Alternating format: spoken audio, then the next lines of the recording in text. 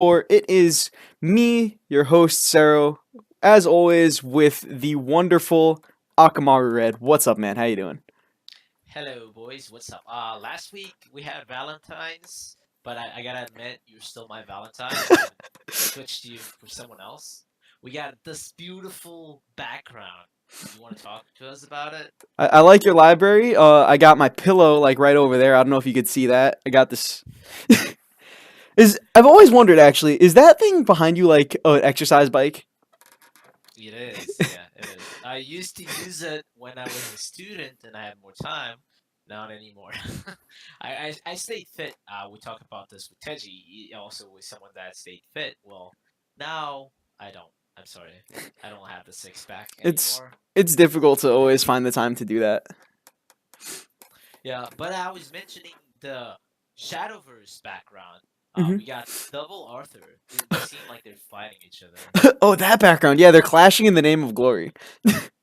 Can you tell us why you chose that one? Because I don't know this. Uh, This week I don't know why you chose that well, I just kind of arbitrarily choose the cards most weeks anyway. And I like Arthur. King Arthur is actually one of my favorite legendaries from Chrono Genesis. one. Oh, So yeah. I like. I just want. I wanted to put that card there. Want to just think to myself, clash in the name of glory. Get my free Kahulins, my free 2/2 wards. You know. Yeah, I'm gonna be honest. I don't enjoy Sword a lot, but this is probably my favorite card out of Swordcraft, just because it's a very creative way to give Swordcraft card draw. Right, when you think about hmm this is basically their card draw engine for mid range or control decks, and it I was thins out your thinking deck of so it. much. So yeah, I wanted to play it, especially when you chain them, like when you chain two Arthurs together. It's hmm very cool. The third one is probably not that good, but Depending on how you draw them, the third one can definitely pull a full board too. Not easy, but it can. So anyways. yeah. Anyways, so what's going on this week? We've got Shadowverse Open. This weekend is going to be the last weekend of the open parts of the open. What are your thoughts on that? Place your bets, everyone. Top eight is very close. I've been checking the standings, and there's like five, six players that are basically 2 points away from top eight. hmm So it's gonna be insane to see, especially if we get a top eight with all those or six players. They'll be literally fighting against each other just to get that sweet spot. We got, I think the first place are locked in, but I'm not sure. First place, I would assume. I like without even looking at the points. I would assume first place is locked in, just because to fall 8 places in 1 week is insane. Yeah, it would have to be like all the other players are top eight Yeah, this qualifier, so it's very unlikely. And basically, when you sign up and you basically play, you're already getting points. You just need to win a couple of games, and you get like 3 or 4 points, which is very good already. so we saw the rotation happen in NGE last weekend, and I know we had mentioned last week also that the nerfs had come and there were no nerfs. So because of that, we saw NGE flesh out, and I actually think we got some pretty interesting results this weekend. People were like gunning for all these nerfs and such, but even with that, me and you were talking about this earlier that the European side of the Shadowverse Open had tons of different decks and lots of variants in what they were playing. Yes, honorable mention to the EU. Of course I'm biased. It's my side of the West, but like I saw the top eight of EU, and they were so creative. I saw almost every player had a different archetype, not like a different tech, not a different list, whole complete different archetype. They approached the meta in different ways. Some people were on the train of Daria, others were on the train of countering Daria, and we saw creative ideas like Meow's, Dirt's Abomination Rune. We saw Dirt Rune, normal Dirt Rune. We saw Daria. Like we saw well Summit Temple even. That's a fleshed out archetype, but we didn't see that a lot on the other weeks, and we didn't see that on NA, and we saw it here. We saw Aggro Forest was actually a big surprise to me because I'm like everyone was saying Aggro is dead on rotation. The only aggro decks we saw was like a Vengeance type Mhm. of aggro deck or a neutral aggro deck, but like a complete aggro forest with class identity. I I didn't expect that, and we saw two of those decks, and I saw a mid range list. Sorry that I don't remember the name of who's playing it, but I Hmm. saw a list with Fida, kind of like what I was doing in Unlimited, but he had a rotation Fida list, and I was very interested about that. He had Wielding. What's the name of that forest card? The 4 drop that uses Weld philosopher. Well Philosopher. I was like, oh, why didn't I think about this? It has good synergy with the Vita. It's quite cool. It's quite cool.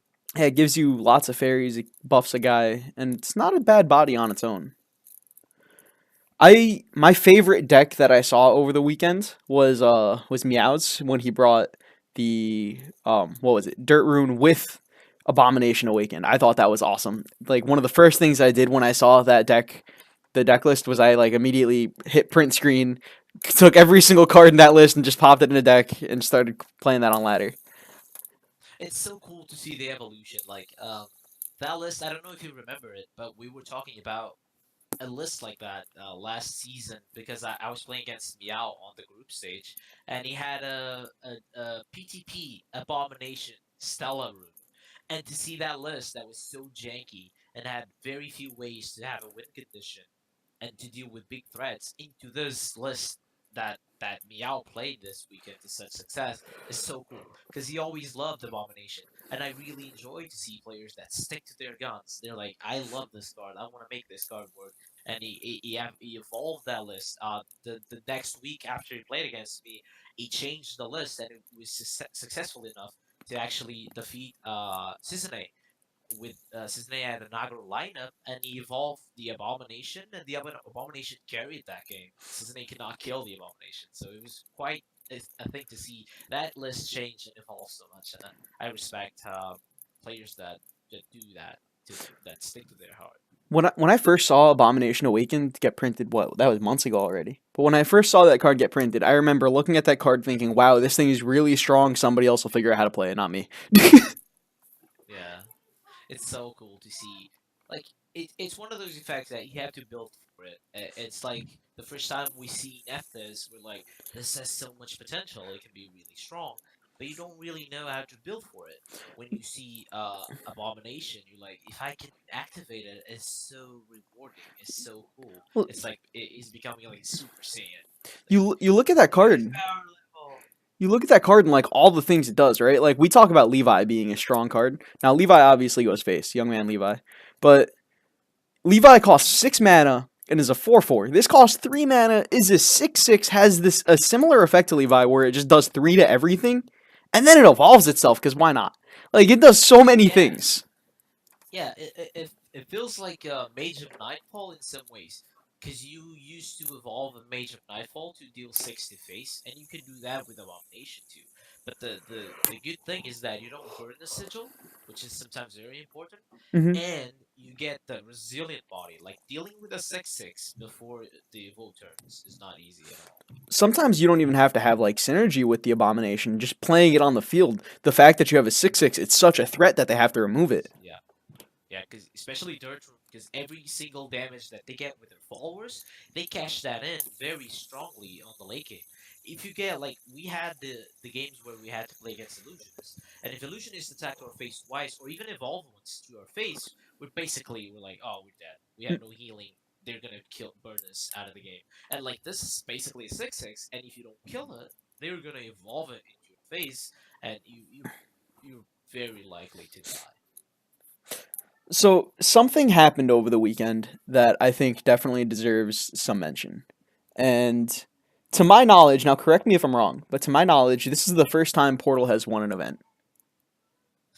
Yeah, I'm not sure. Actually, we should check that one. Did you Yeah. check it out? I have not fact checked this. Could be a complete lie. I have no idea. Definitely want to Check. Oh, like definitely. okay. So, we forgot to mention it. Yeah, besides Abomination, there's also Portal. I forgot that one. Hmm. I'm so baka. Mr. Praetorian, another NG connoisseur. I played on season 1, I believe, and he Strong played player. Portal.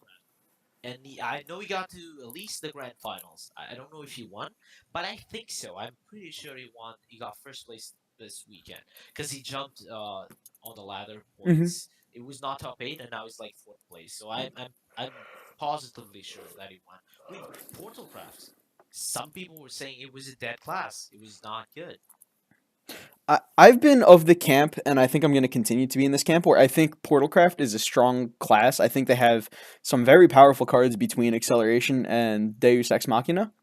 And I just think there is a very specific way to build Portal, and not too many people have figured that out yet. Yeah, it's. I mean, you don't have a lot of cards to play with it, so building a list is not necessarily hard. I think that what's hard is tuning it because since there's not a lot of options, you feel forced to play those cards. And now that we see the class being fleshed out more, I saw people cutting Sephiras out of the deck because when you look at it, you try to look at win conditions and you get the noob trap of I have to build for Sephira. But some people were like, no, let's just play Iron Forge Soldier and get the big 4/3 vanilla cards with Storm and win that way. So Portalgraph has a lot of cool ways to win the game. And also, the fact that the puppets are still not a class is something that doesn't get me excited to build.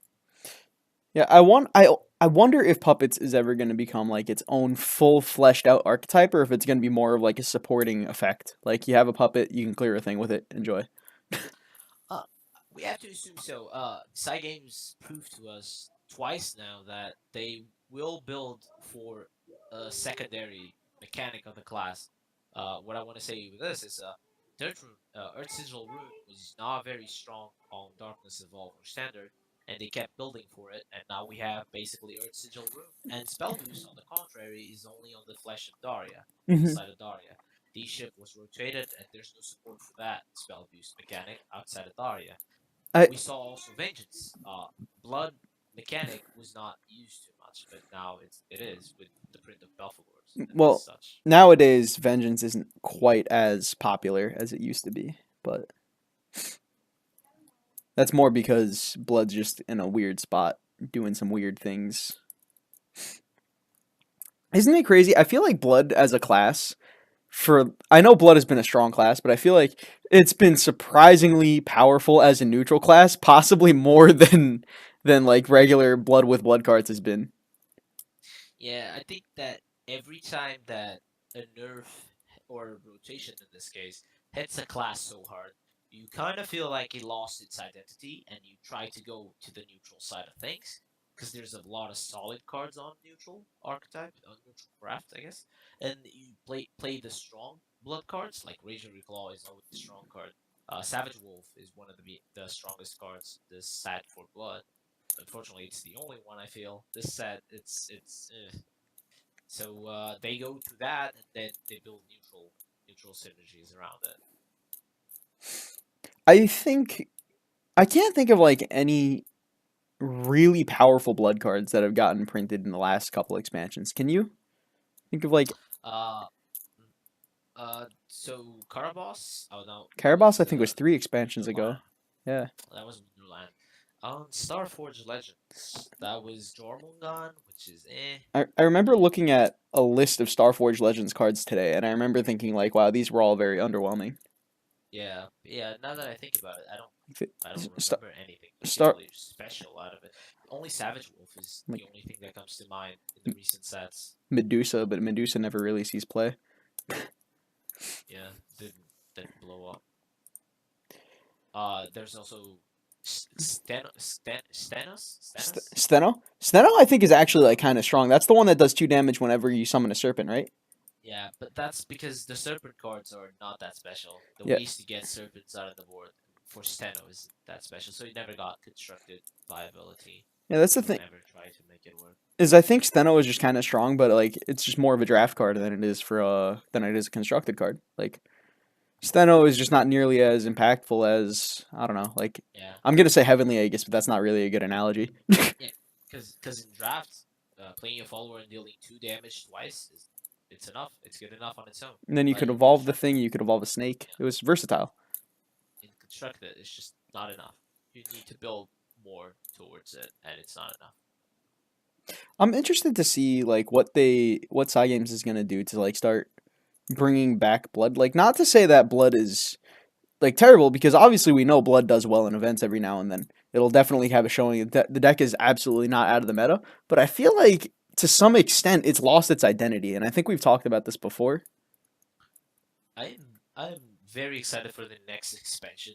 Probably the most excited I'll be for is because there's so much thing rotating. I guess we can the podcast next to it, we can talk about it, our Hmm. expectations. Because when you think about it, Vengeance is gonna rotate. Airjammer and Belphegor, I believe, rotate, right? I know Belphegor rotates. I'm not sure on Airjammer. Belphegor is Rise of Bahamut. I thought Belphegor was Isn't it? Tempest of the Gods. I thought those two I were both think Tempest of the Gods. I think Airjammer is Tempest. I think Belphegor was the first actually Vengeance mechanic card to be released together with Emeralda, maybe. Belphegor. I think these are all Tempest of the Gods, but I'm checking right now. Belphegor is Tempest of the Gods. Okay. What about Air? Okay, then never mind what I said. I think I was Emeralda like, is the one after Tempest of the Gods, but I could be wrong about that one. because I thought Rise of Bahamut was the popular. I know it was popular with Daria, so I know Daria is from Bahamut. But I think in Bahamut, Vengeance Blood got popular. The Devil of Vengeance Blood with Belphegors. I thought it was Bahamut. No, it Maybe I was was wrong. yeah, it was after that, and then that's when Vengeance Blood actually started doing some stuff because they had all the tools. They had what's it called? They had Devil of Vengeance. They had Airjammer. They had Belphegor and Soul Dealer Hmm. and all the Blood Yeah, Wolves. Yeah, and Emeralda is Wonderland Dreams. I just checked. yeah, I know.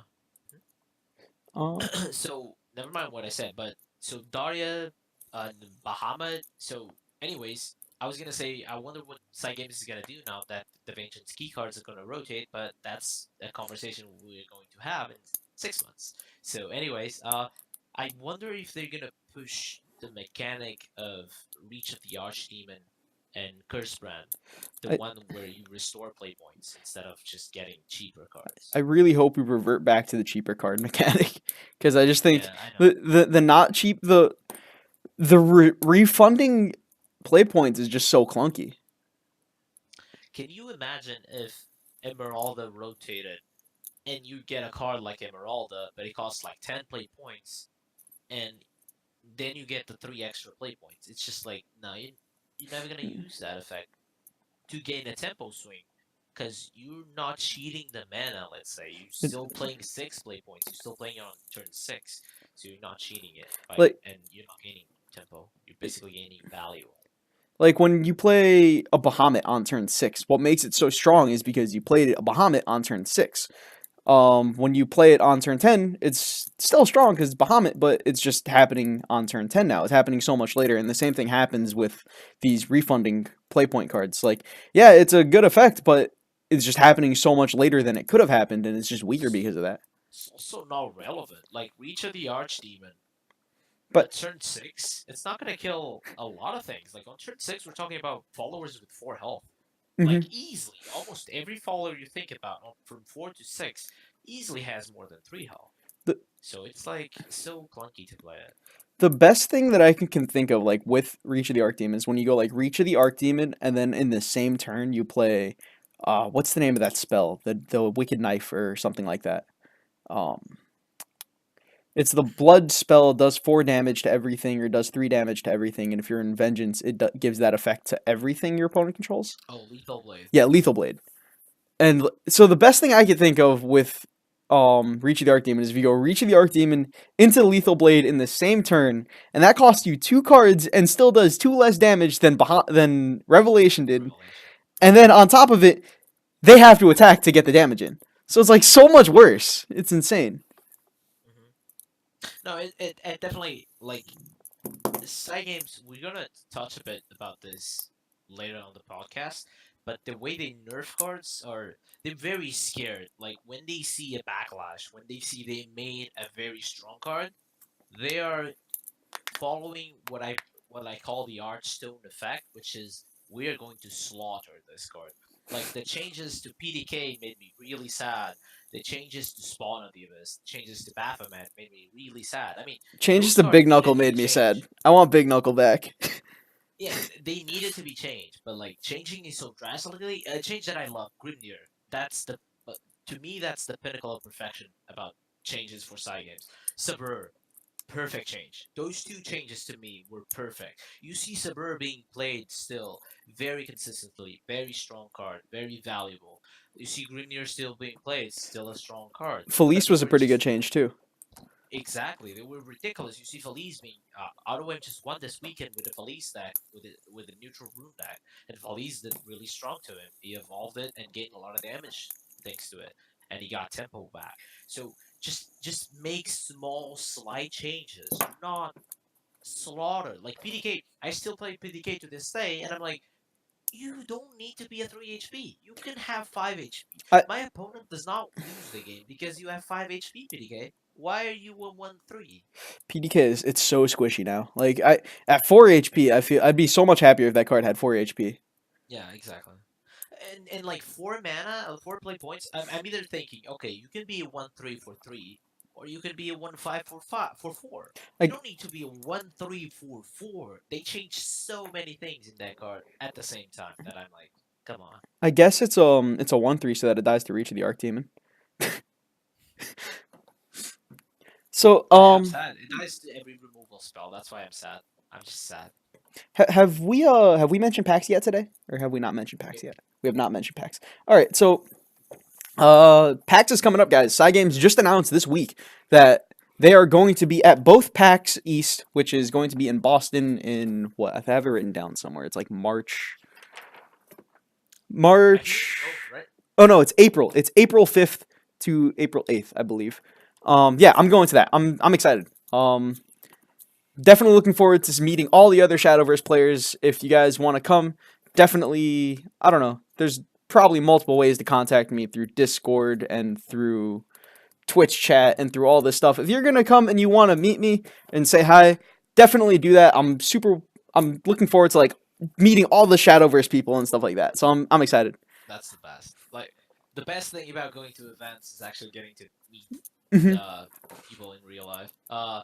Like they told me that they were gonna be players, so I assume they got contacted some players, so you get their autographs. You can play against them, of course, because the venue I assume is gonna have internet maybe, so you could probably play Shadowverse against I guess Mr. Cezero. You could play Mr. Cezero himself on the land, face to face. Watch him as he top decks that Daria that he so needs. So I hear you're going, right? You're absolutely going. Yeah, Is that correct? I got my tickets already. I'm now working on my cosplay. I want to go as Gruff Mountaineering Captain. I got 3 questions to you. Go Do you for have it. the time to answer them? I have plenty of First time. question. Mhm. First question. Why Groove? Why Gruff? Because so when I was looking through the cards that I wanted to go as, I was thinking I want to do a somewhat low maintenance thing. I don't want to cut my hair. Um, so the cards that I had looked at that I decided I wanted to do was Gruff and Barbarossa were the two that I wanted to do the most. Barbarossa would have been sick, but I don't know where I get gold armor. I don't know where I get a spear. I don't even know if I'm allowed to go into packs with a spear. Like, I don't know how you paint your yeah, hair red, so yeah, I don't know how to like. I'd have to straighten my hair. It'd be a mess. So as much as I want to do Barbarossa, I'm just gonna do Gruff. I'll just get myself a hood, put the hood on, clean up my beard a little bit, and then I think I'll look somewhat similar to him. And then I'll just follow second people around and just yell, "Here's how a real man does it." second question. Mhm. Okay, I got an extra one since you mentioned that. Why not Hector? Why not Ector? Um, You've practiced for it. wait. So why not Shadow Gino? You mean? Why no Hector? Why no Ector? I don't know, man. I'm not a huge fan of Shadow. Um, like as far Oh as no, no Mhm. Hector, the neutral one. Oh, Hector. Hector. On the warfield, the shining element. Oh, Hector. I was actually Hector was one of the cards I was thinking about actually, but Hector. I don't know. Hector's just kind of boring, and I guess I have the same issue I would have with Barbarossa, where I still need to get the armor, and I'd rather just go as Barbarossa than Hector. Plus, I have to have 3 neutral cards in my hand all the time, and I'm not even like You can always go with Groove and then confuse people by saying Hector's Lana. Like, they'll yeah, be like, wait, just walk around and just go, huh! oh, what a warfield, a shining element. Okay, so second question. Mhm. What kind of exclusive do you think you're going to receive I by have cosplaying? And do you think it's gonna be a fidget spinner? I have no idea, but I really hope it's going to be a fidget spinner. You actually took the words right out of my Yeah. mouth.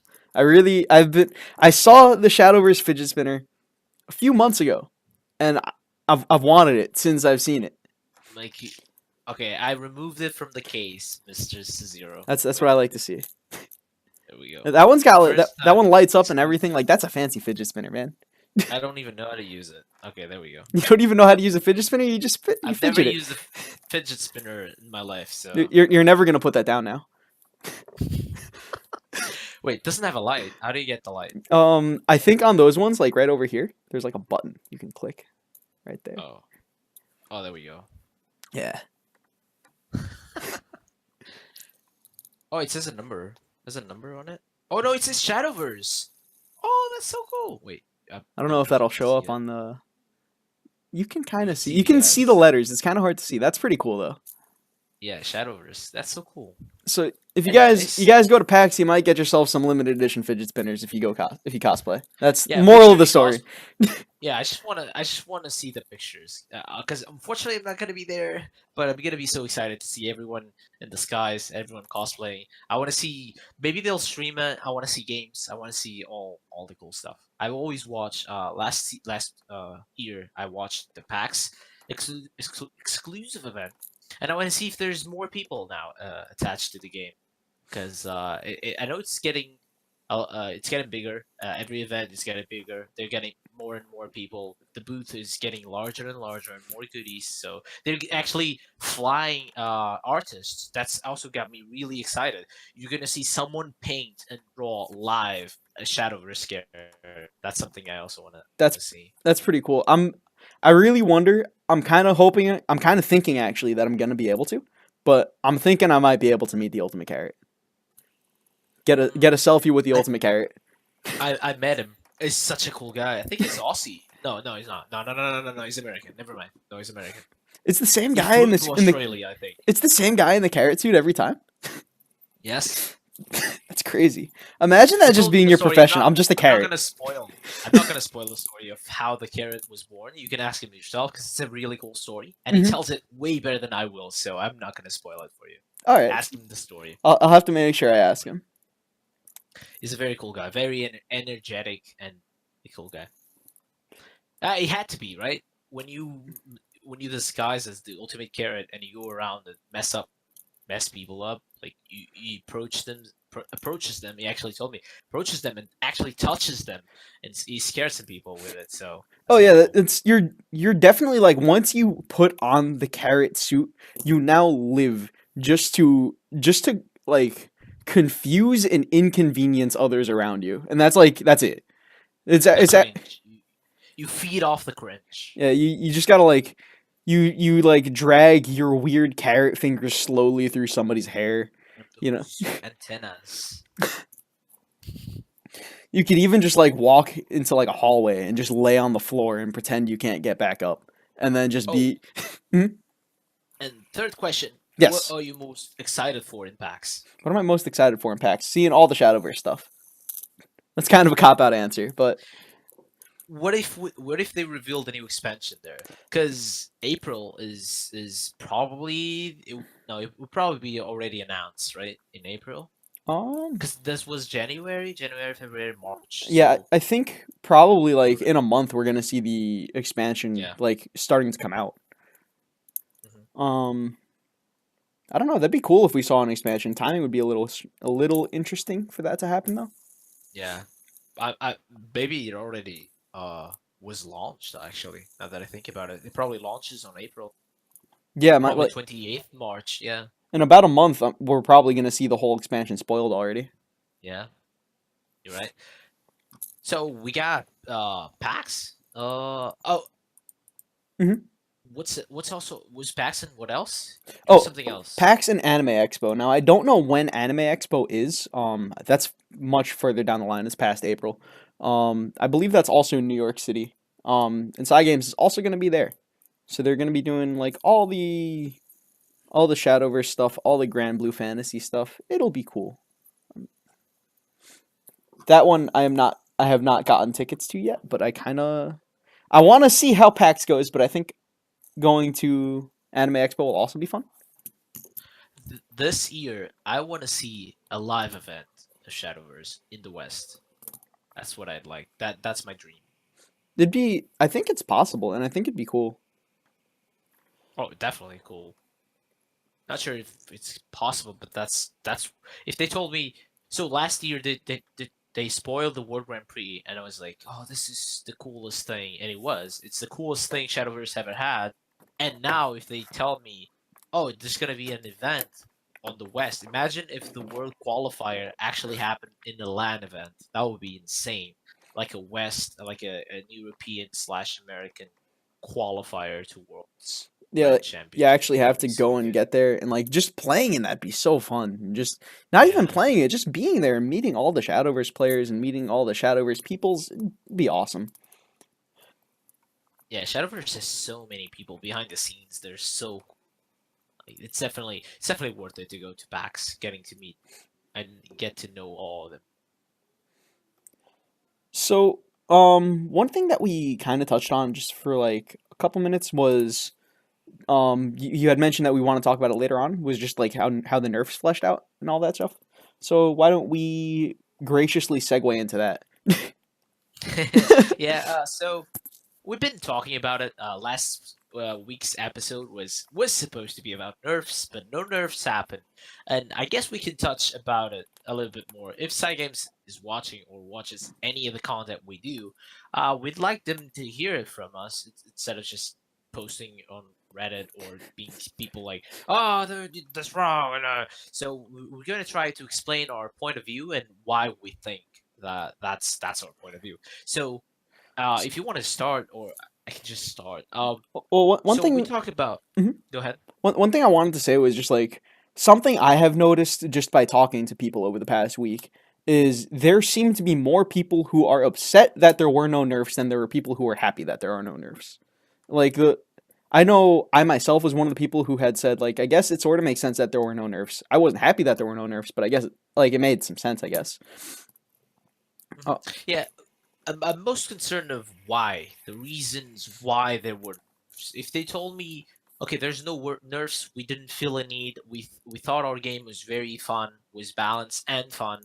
We didn't feel a change to nerf, but they told us that they didn't do any nerfs because the win percentages and the usage rates decks in the master level are not needed. They don't need changes, and this is concerning to me because this tells me that Cygames looks at their game as a stat sheet. They look at it and they think that every result that they see, every win percentage, every usage rate is what they should base their philosophy of design. And sometimes we need to think that we need to remind ourselves that a game is supposed to be fun. That's why we play video games. We want to feel emotions, we want to feel fun, we want to be invested in it. And the way that some decks work in the game is opposite to fun. they're just like frustrating for some of them.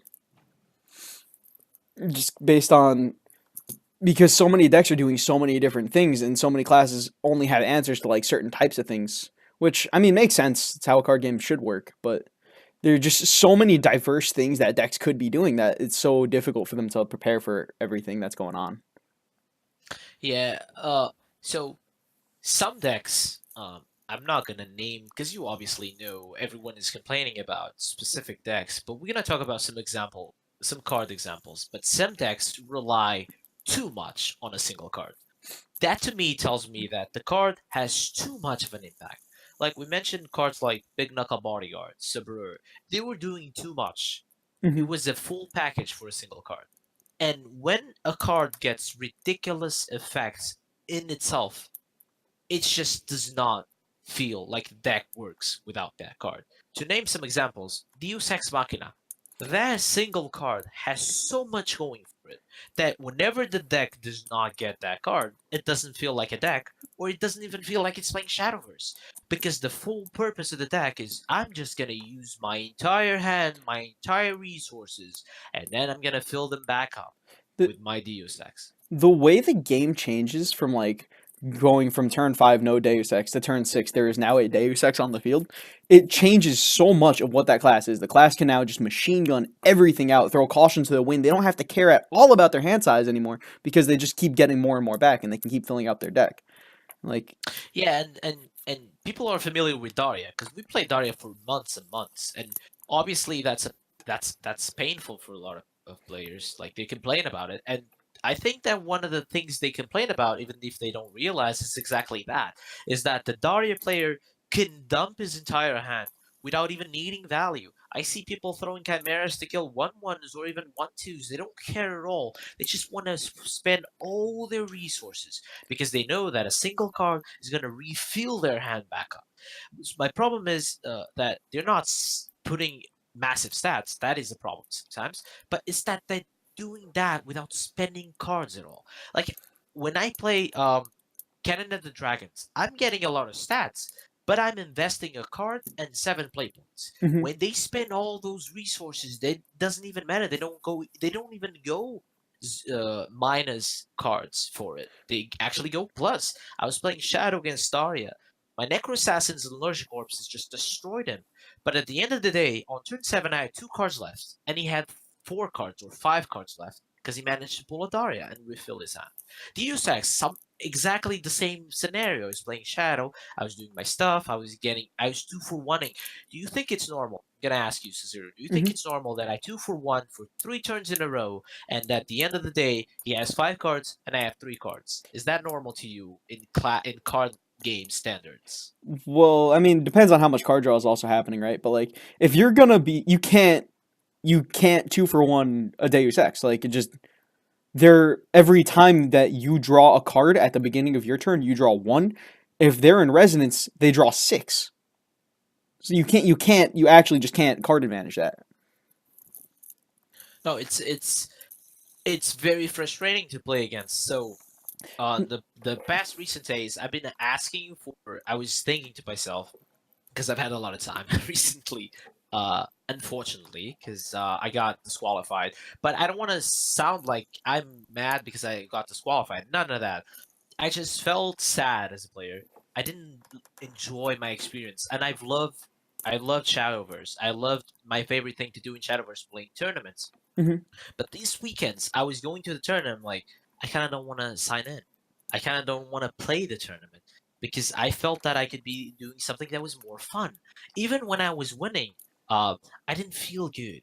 I didn't feel particularly that I was having major decisions, impactful decisions, like the ones I had in some of the games that happened prior to this moment. Do I Belphegor? Do I hold the Belphegor to play with the Diabolic Train? Do I go for my outs? Do I go face to get an out on my top deck? Because when people talk about high roll, they are confusing the word high roll to being lucky.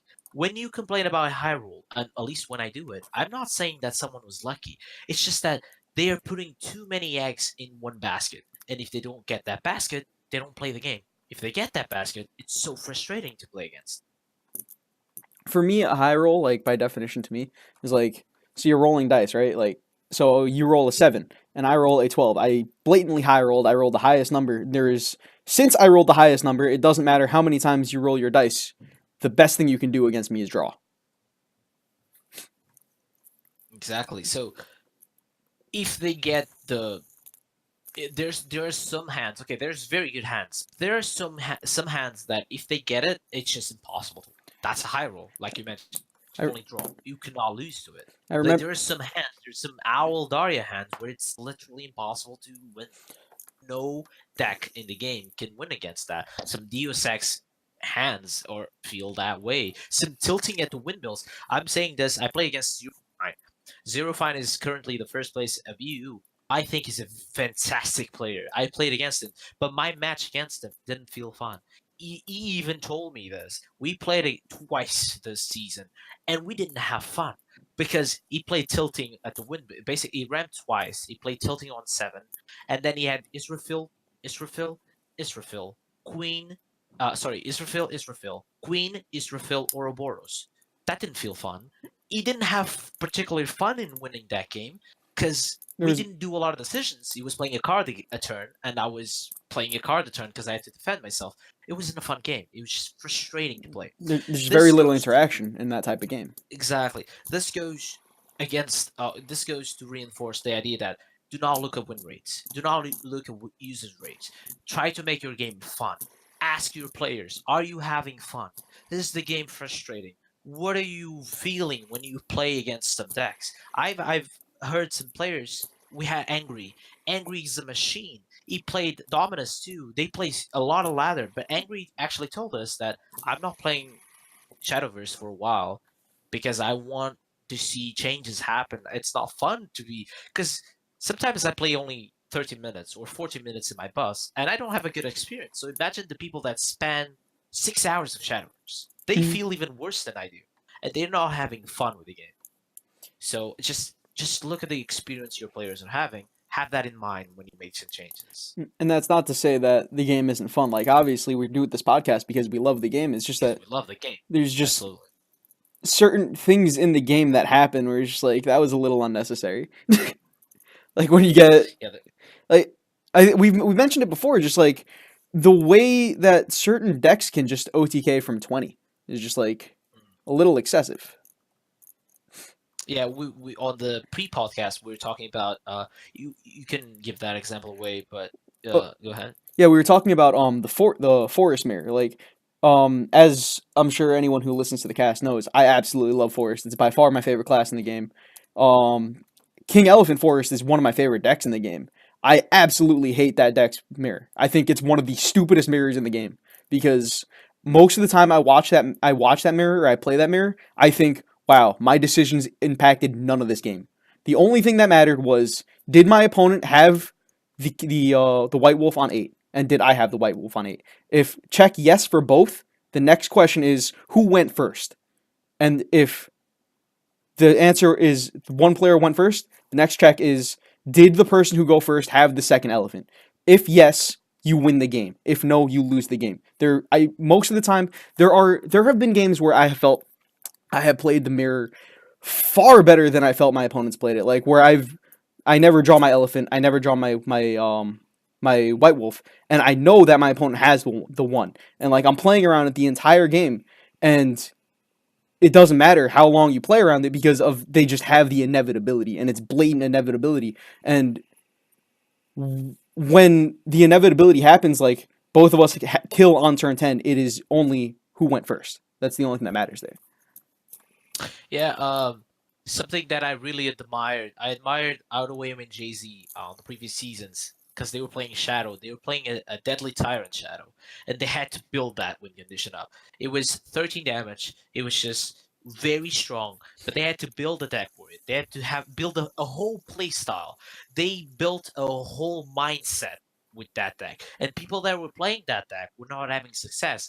Only Jay Z on stream was having a lot of success with that Tyrant deck. People were net decking. People were calling it the gold. Draw is money. Mm-hmm. Draw is gold, and they were not having success because they built a whole mindset, a whole play style, and I love that. They have the win condition that required them to practice, to finesse their play style. Now we get cards like Aisha. Aisha, I've heard Hadaway talk about this. When one of the strongest shadow players in the game says that Aisha makes not as good skill players play shadow effectively. That is a concern because all the hours, all the love, the passion that players dedicated to that class, to that build, just goes down the drain. It doesn't even matter because Aisha is so easy to use. You mentioned White Wolf is so easy to use. Elephant is easy to use. Roach, people hated Roach to lose against Roach, but you have to build around Roach. We spent like a whole month, 2 months. We were very passionate playing Roach. We played Beauty and the Beast Roach. We played Goblin Princess Roach. We played Roach with May. We played Roach without May. We played Neutral Roach. We played Elf Twins Assault Roach. We played Brambles Roach. We built so many Roach lists just to build around the Roach. And we Aggro were roach, having combo success roach, or control not roach. success. I've won a season Mm-hmm. because of all the efforts we put in the damn Roach list. But now Elephant, the mirror does not feel like a Roach mirror. It just doesn't feel like the same. It doesn't feel like the same way because Roach is a lot of damage, yes, but it's not inevitability. It's not whoever gets first to their turn 10, whoever gets first to their turn 8, whoever gets a solid trade on the wolf. And yeah, it's just an example. We're very passionate. We love the game. That's why we speak so emotionally. But we just want better experiences out of the game. And we want more broken forest cards. Maybe we don't need those. We have a good amount of those. Yeah, so anyways, just if you're going to nerf so too long didn't read or TLDR, make sure you have your players' opinions in mind. Ask.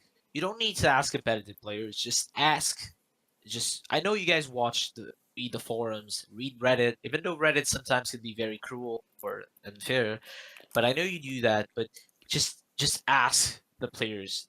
Ask. Okay, if you want to know something cool, ask the streamers because they love the game so much. They literally spend their day, their lives playing the game for an audience. You can start by asking them, how do you feel when you play this game? Because their emotions are shared by their audience. When your streamers are miserable, are feeling salty with the game, what do you think their audiences are going to be? They will be feeling the same thing. We are human beings. We have the connection. We feel the same that people feel. If you see someone cry, you will be sad, be laughing.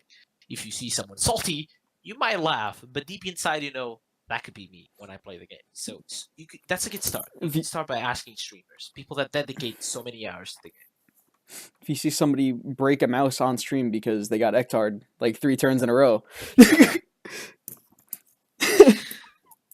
That's a good example. Like Hector was again. That's another card that was a big package on a single card.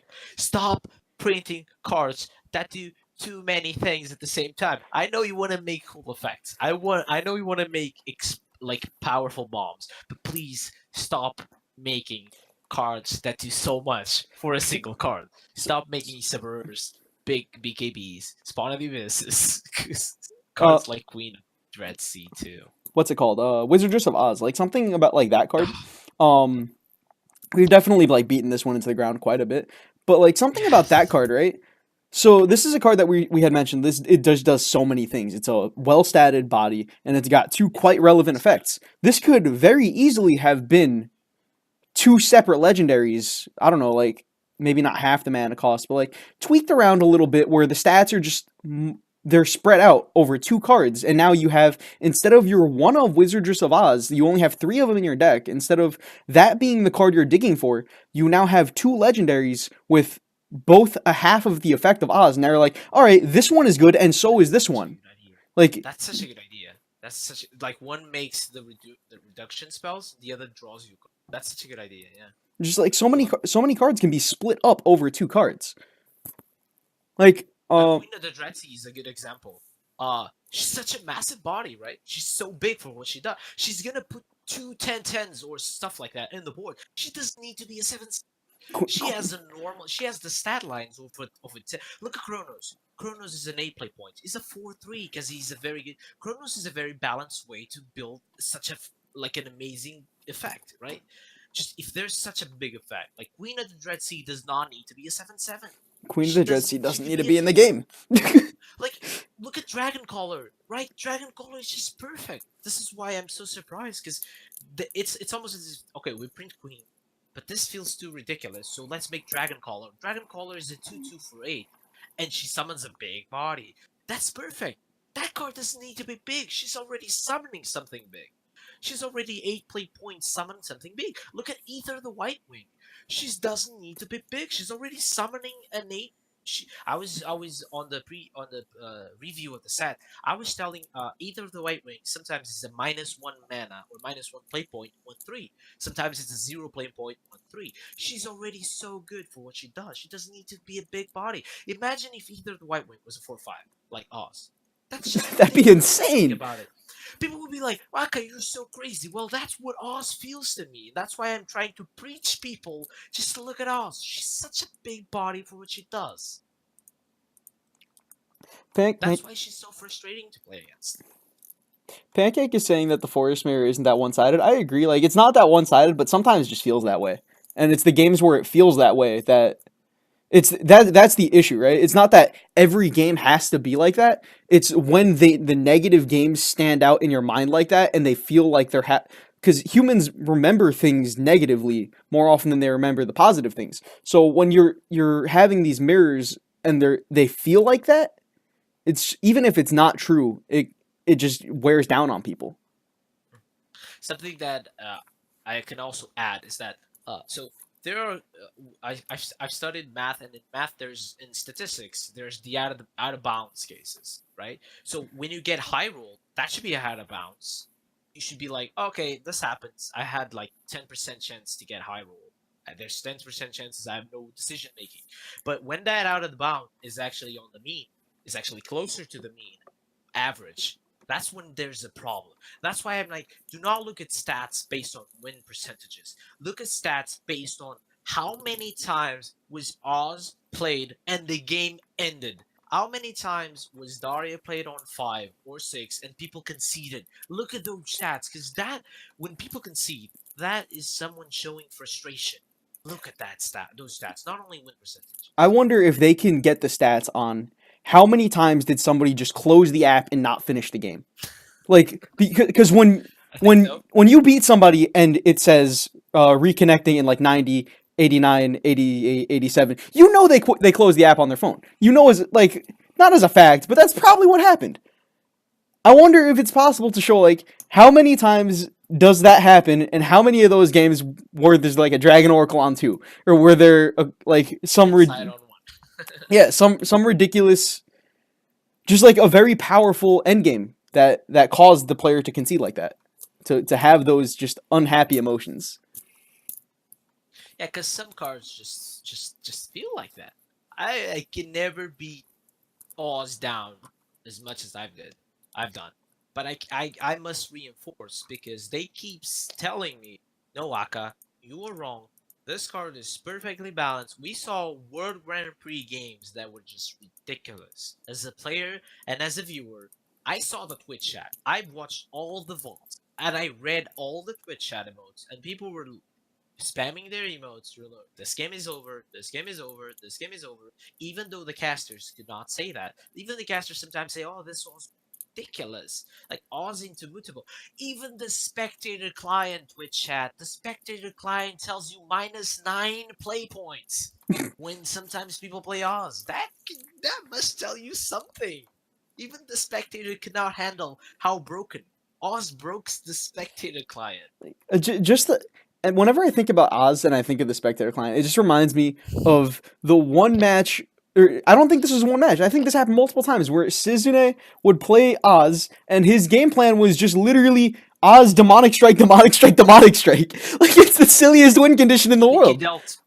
I think he also had Crimson Sorcery, so I think he dealt like 15 damage out of hand or 18 damage. I don't know. I know it's something ridiculous. Which I mean, like, all right, you have to build And up a hand. That's we fine. knew It's fine. It's just Suzume. silly though. We knew Suzume. Suzume came to us, and it was like I felt so bad that game. I felt so sad that I wanted to quit. I just didn't quit out of respect for Meow. I think it was Meow. It was playing against Meow, and it's like I just wanted to quit. I didn't want to play that game anymore because I just felt so sad by winning because he drew the last demonic strike and he played the Oz into the all the demonic strikes. It was just interesting. Also, Queen is something that's again do not just you don't need a 7/7 because the problem with tilting at the windmills at the moment that feels so frustrating to play against is that if they get a tilting with a queen, that's just silly. Like queen, scyther, and that's so consistent. That's my problem. If you play 3 queens, it's like 40%. It's like a 40% chance you have a queen combo on turn 10. That is so much. That should be a out of bounds case. You should be like, oh, he had queen scyther or queen Ouroboros and Israfil, and he had an Evo, so he wins.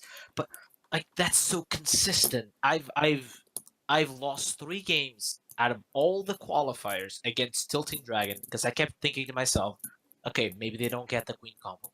Maybe they don't get the tilting of the windmills. And I was wrong all the times. And I blame myself for that because if I scrimmed enough, maybe I knew and I would ban it.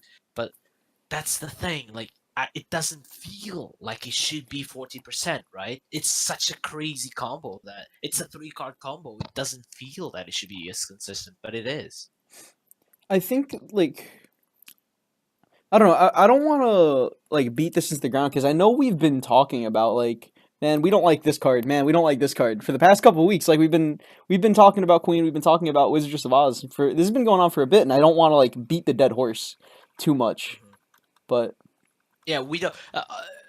Before, sorry to interrupt, but mhm. we also don't want you to nerf them to the ground. We don't want them slaughtered. We just want them um, to be fun to play. Like you speak mentioned, for yourself. Oz. I want Let's Queen play Oz. slaughtered. Like if Queen is like a 2/2 or something, maybe wouldn't that be better for you or no? No, because to me, the inherent issue with Queen is just that it does. I don't think her body size matters. If she was a 0/0, the sheer fact that you can just dump 20 mana of stats onto the board in one turn, that's the issue with that card. It's just like that. Yeah. Yeah. Maybe make it so.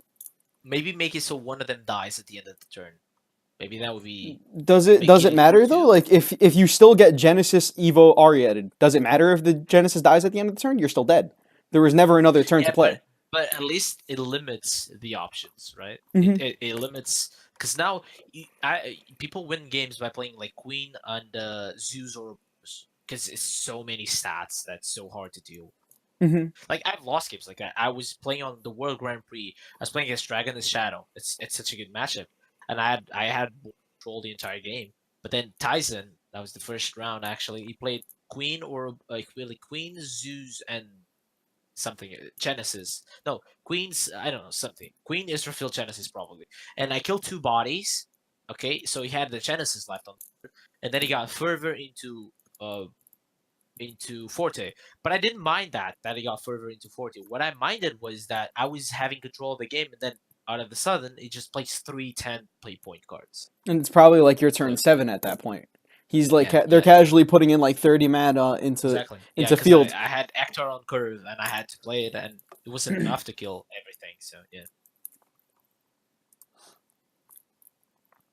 yeah. Feel, So just be careful with the packages.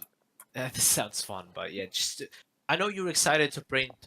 So you're excited to print all these cool effects, but just split them conveniently. Just make different cards. Just make cool effects without strong bodies, or make strong bodies without cool effects. yeah. I think we've talked enough about the nerfs for today. We definitely like because this is something that we've been talking about for honestly weeks already. um so I got a question for you. Just completely out of nowhere, if you could make one card right now, what would it be? Thoughtseize. Thoughtseize. Thoughtseize, I think that'd be like an interesting effect to have in Shadowverse, like that style effect.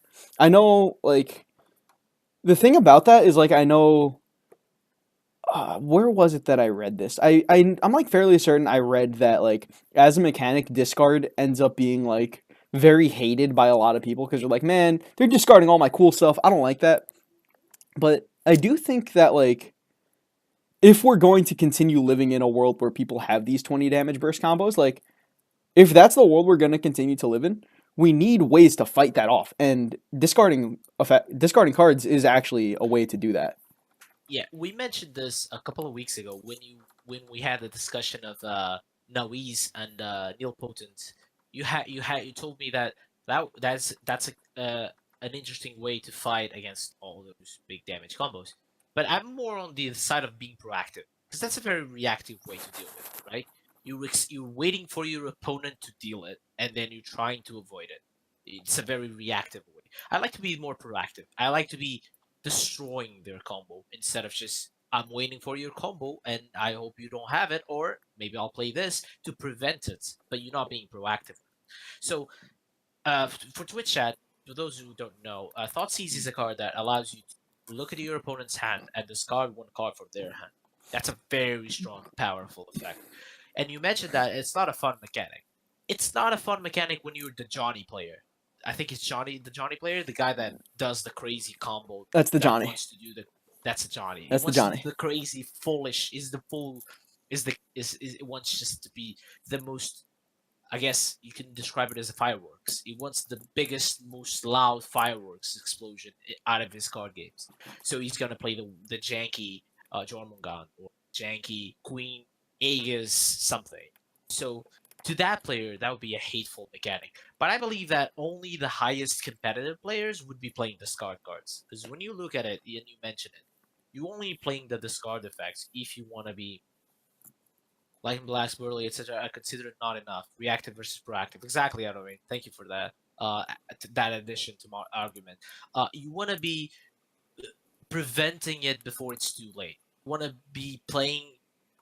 That's what proactive means. I'm just repeating myself, but you want to be playing before your opponent plays the combo. You want to be proactively avoiding it. But then again, I think that some decks are just so ridiculous that it could open the eyes of the players, because I see players more and more falling into the trap of building uh building more and more and more and more how can I explain this, building decks that require that rely too much on a single card. That's what I want to say. They're building too many tilting of the windmills, too many Deus Ex, too many Darias, too many Oz's. Like there's relying so much on a single card, and I think that would teach them a lesson. If you were able to discard, it would be like, maybe my deck is built is a castle built on the sand. What's the expression? A I sandcastle know the Portuguese built one. built on a house of cards. Built on a house of cards. Thank you. That would teach him. Just okay on April's Fools. Just make me be able to play that card, so I can for teach some for a people single that day. you should not be doing that. See, I 'Cause don't. I've had Mhm. fierce discussions of I hate Dirt Rune's deck, and people were like, "I can know you're wrong. Dirt Rune is good." And I had fierce discussions about this, and the reason why I do not like that deck, it's because it's Oz D deck, and people were telling me, "No, no, no, no, win without Oz." And then when I see the games, maybe that's possible because I don't play the deck a lot. But when I see the games, it's literally that. It feels that way. Like we saw this weekend on a guy never drew Oz on both his games, and he lost horribly. Like he was out of cards so fast. Yeah, I like what was I gonna say? Like with Dirt Rune, you could win without the Oz, but your win chances goes up so much if you just get an Oz into a mutagenic bolt or an Oz into a grand summoning. I don't even think like discard necessarily has to be the way to go about it. Like even like if you can just peek at somebody's hand, just see what's going on in their hand, that itself is just massive because now I can see, all right, does my dragon opponent have his fervor or does he have his Sybil? And you can actually play around that, and you can leverage an advantage based off of that, or you can be like, all right, he has, and that now you so say you did that on like turn 4, turn 5, they've drawn, I don't know, a couple cards by then. Like let's say they drew 4 cards, right?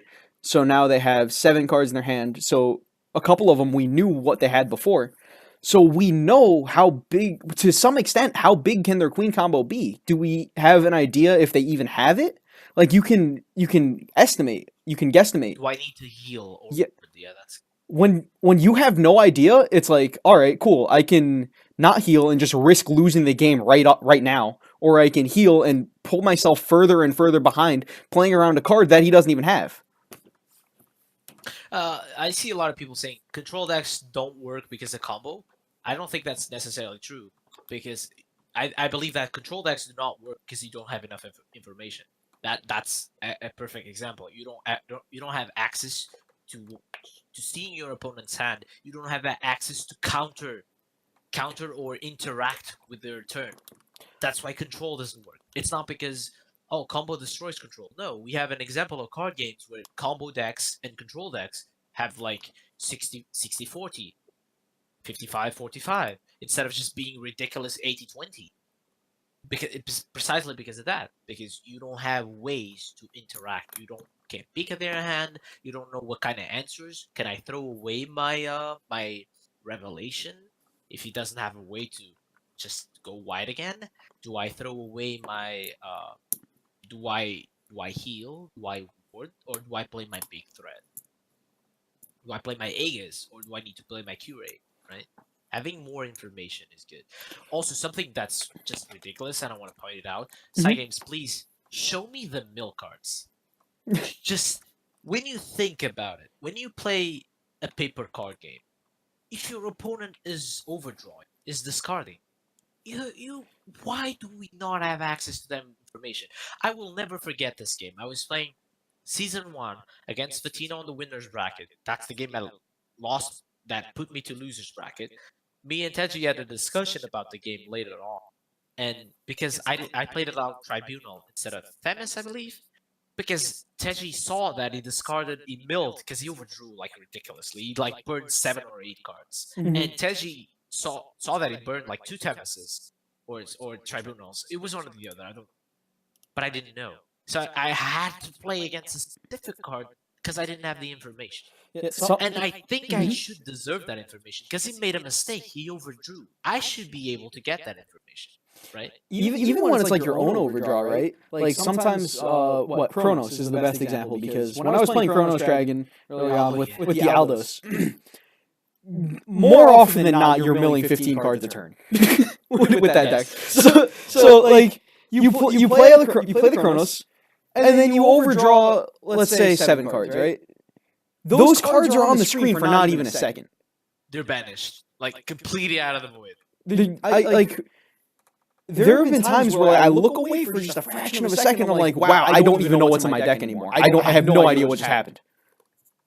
Yeah, like today I played against the Chronos. I saw like 9 cards. What I could memorize was like the mana costs, and then I was like, maybe it's this card, or maybe it's that one. Because I saw like 5, 2, 3, 4, 5. I'm like, maybe it's Hector, maybe it's Feria, maybe it's Libriel, maybe it's Zaquiel, maybe it's Ariat. It's so crazy. The animation happens so fast. Like in Hearthstone, when you overdraw cards, you can look at the log to see what you overdrew. In Shadowverse, you can't look at the log to see what was overdrawn. You just have to remember. Echo, apparently, people are saying there's echoing. Double voice. Why is everyone been quiet for the first hour and 7 minutes? You guys tell us like when we're about to be done with the podcast. And because you can say, oh, it's a mobile game. They would have to implement, but they have the technology. I played with a card. I don't know if you guys played with it, like Twitch chat. There's a card called Expel Soul. That card shows you 1 by 1. So they have the technology. I don't know why it's programmed like that. I don't know why Chronos does that. Because Expel Soul, you spell boosted and you draw a card. You draw a card 1 by 1. You see each card you mill and destroy. Really slowly, you see 1, 2, 3. Like, why is every effect like that? I just don't know. And why, like the log? I love the log. I think it's a necessary thing. I'm glad they did it, but I think they can further upon it, and I believe they will do so. I think so too. Spells. Like, there's no way to see what spells are in your that have been cast. Like in a long game, like sometimes you forget. Have I seen 2 Will of the Force or 3 Will of the Force? After blathering for like 5 hours in a row, you're like, man, I don't remember. It's just every game blurs together. And yeah, you don't know if it was the previous game or the. Did that happen yesterday? I don't even remember. And that's why I use like in the most intensive games where a lot of money is on the line. That's why I use a sheet of paper. I get a pen and I type it because I feel like card games are all about information. Give us more options to get more information. You don't need to give us this card. I appreciate that. But like you mentioned, you can just allow us to explore its hands. Watch their top deck. Maybe we would have cards that allow us to see the top of the deck because that's already good information. And especially side games. And this is personal. If you do not allow me to use a sheet of paper in your most competitive games or events, please give me more information. Give me a better log. Hearthstone didn't allow that either. I remember specifically I went to what was it? I went to some to one of the qualification tournaments. I had qualified for something, and I remember I was specifically not allowed to use pen and paper in that tournament. And I remember thinking that is the dumbest rule I have ever heard. There's, I don't know, and there's, I can't understand. Like, there's so many, there's so many ways people can cheat in the card game outside of using a sheet of paper. Like, I can think of so many ways people could cheat. People could look at the stream. People could have someone else telling them, "Oh, this guy has this stack list. This guy drafted this card. This guy did this and this." Outside of it's just a plain white sheet of paper. It's very easy for somebody to just set up a screen share and just play with their friend watching them. Exactly. On big events, you can actually screen share and talk about plays, and that you can do that. We at HSK do not condone this, but it is a thing people can do, and like, exactly, and they have no way to check that, right? But no sheets of paper, no, I don't know, dude. It's weird. It's so easy to check the sheet of paper. You can literally have staff looking at what they're writing. They're writing. Oh, they're writing card names. Okay, that's fine. The sheet of paper is just, it's not like just because I have a sheet of paper, my opponent can't have a sheet of paper. Everyone can have paper. It's whether they want to use it or not. And you can even check the sheet of paper to make sure it's white, it's blank before you actually start the game. That's so easy to do. Just you're allowed to use a sheet of paper as long as it's blank during the game. Yeah. We have been going on quite a bit. Today was kind of a different episode for us, I feel like. We usually talk more about just like decks that are going around, just like we just talk about other stuff. And today we were talking more about like our opinions and stuff like that. Which I guess we talk about our opinions, but today just felt different to me. Yeah, I think as the podcast evolves, I think more and more people will get to know more of each other, which is because I think that's why people tune in and watch our podcast, is because they want to hear your opinion and my opinion. And I believe that we are at a point in the game where we're very passionate and we love the game, and we don't like to have our friends tell us that I don't feel as good when I play Shadowverse. I don't feel as happy, and we definitely love to play Shadowverse. And I felt that I needed it. It's my way of confessing, of exteriorizing externalizing my frustrations. I just wanted to share it with you guys because I believe you love the game as much as I do. Otherwise, you wouldn't be on Twitch watching Shadowverse. So I just wanted to get it all out. Yeah, and hopefully as the podcast evolves, we learn how to get rid of all these echoes and we stop having these issues. But I think today was a good episode. I enjoyed today. I feel more I feel like pressure got out of me. I want to just give like a minute or two for those in Twitch chat to say any comments they have before we wrap up the show. If they have any questions or if they have any, I don't know, any dank memes. Share your opinions, and you can even tell us, no, actually, you're dumb. Side Games is marvelous. You're gonna be destroyed. So I had thought of a pretty simple card yesterday, like very very simple. And I had been thinking about like forest cards and sword cards, and I feel like some of the sword cards would actually be like pretty strong in forest. One of the ones I was thinking about was what's his name? The 2-mana 1/1 that summons a 1/1, and I can't remember what it's called. It's the Knights. It's Ascendant. No, Aesthetic Knight, I think. Aesthetic Knight. Yeah. Yeah. So I was looking at that card and I was like, wow, what if there was a forest card that was this? Sorry to interrupt you. It's Oathless Knight. That's the one. Oathless Knight. Ascendant Knight is the one too, I believe. Ascetic Knight is the one. Yeah. I think you might be right. Yeah. So that was just making me think like, what if there was a card that said like, this is a 1-mana 1/1. Its effect is summon a fairy, and its effect is also count this card as a fairy. So it's 2 fairies. Kind of like, it's, I don't know, it just seemed like a nice beatdown card to me. Kind of like Fairy Circle that you can play on turn 2 without popping the circle on 1. And I want to see the fairy dragon synergy. That was like the main thought of like this one. Yeah. In card games like Shadowverse, uh, whenever you don't want to necessarily play a card on curve, it just feels bad, right? Because we're playing on a point system. We can call it like that, where you gradually get more points the more turns you get into the game. You get an extra point. And not being able to play your Fairy Dragon 1, 2, 3 to be just a solid follower just feels bad to play it on 4, 5. Fairy Dragon is like almost always a 0-4 on 2. Exactly. And you don't want to do that. You want to do it on 2 most of the times. You want to play 2. You want to play 2 play point cards on 2. You especially don't want to play it on 3 because you're flooding mana at that point. You can't flood mana at that point. But if you what's it called? What's the name of that card? If you have the Spring Green Protection, if you have that on turn 1, and then you play a Fairy Dragon on turn 2, it's like you got a free Spider Web without paying the 2 HP. That's pretty nice. Yeah, it is. And see, that's creative ways to build around cards without being too powerful. It's just a nice, clean effect you can get without being this ridiculous.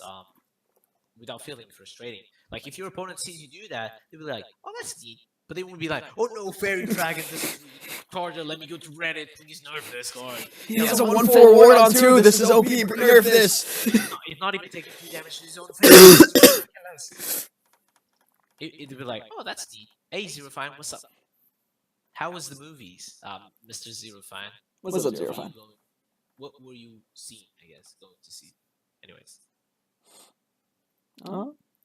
Alright, so it didn't seem like Twitch chat had much of anything they wanted to say, much of any questions they had.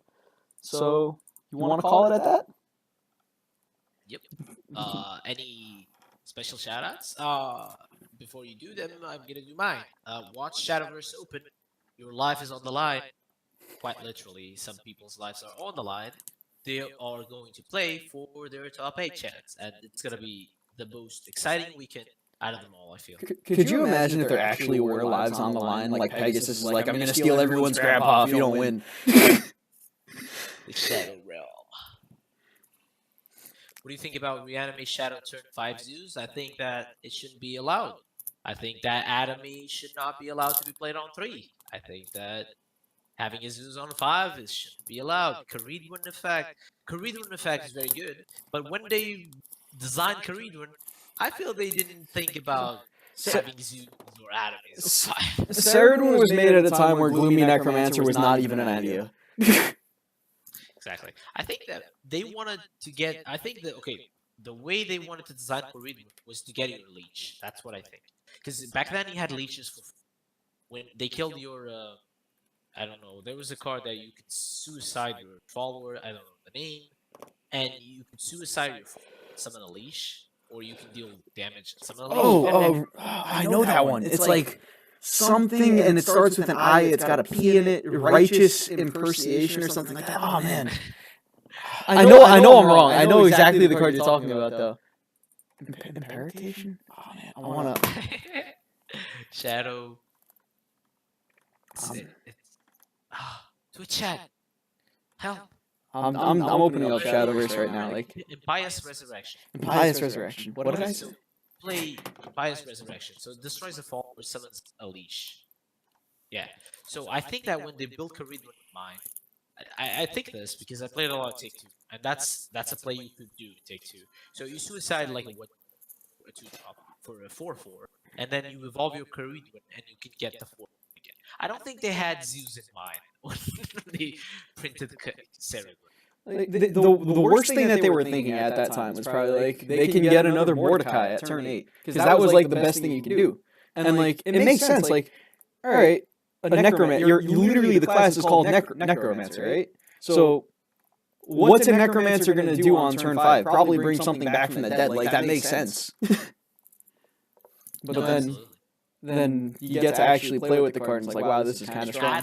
Atomy was not supposed to be played on turn 3, I believe. I think so. I'm not sure.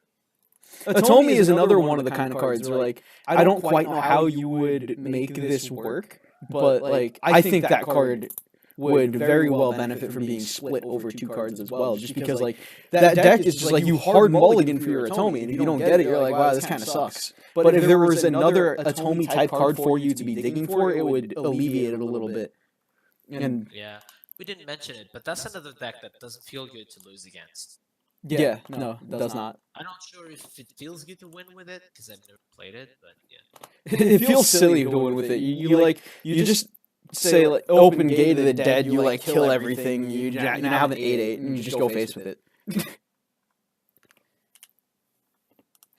Alright, so let's call this one. We gave our shout outs. I don't really have any real shout outs I want to mention other than shout out to PAX. Go to that if you guys are in the area. And I think that's about it. Have a good one, everyone.